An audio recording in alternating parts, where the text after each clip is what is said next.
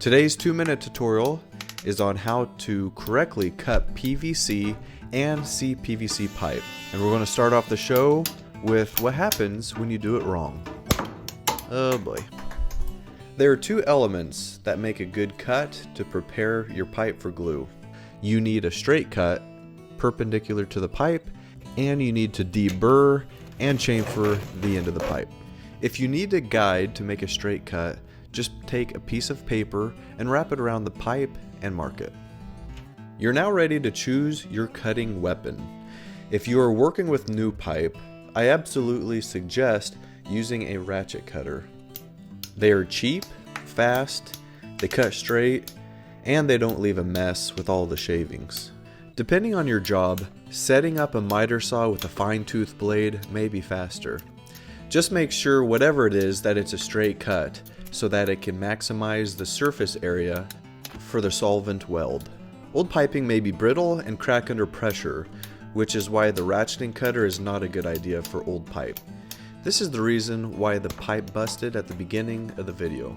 So for this I prefer a wheel cutter, which cuts it straight and leaves it clean, although it takes a little longer compared to other methods. Here is the date on the pipe when it was manufactured, so you know how old the pipe is.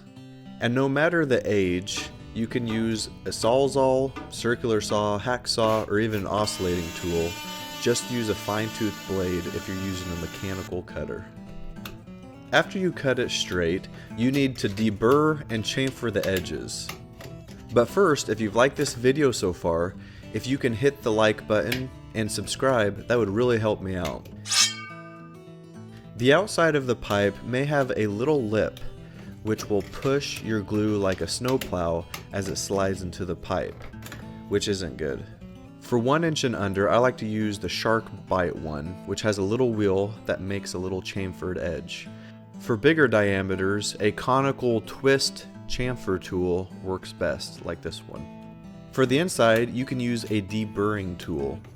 This is an especially important step for drainage, as a burr can catch drain particles and build up, causing blockage. Think of catching hair on it. The other nice thing about these ratcheting cutters is they make such a clean cut you could bypass the whole deburring process. And now you're ready to watch my next video on how to properly glue your plastic pipe together. You'll learn that it doesn't actually glue together, even though that's what we call it. And if you click this video on the bottom left, I'll show you how I fixed that broken pipe from earlier in the video.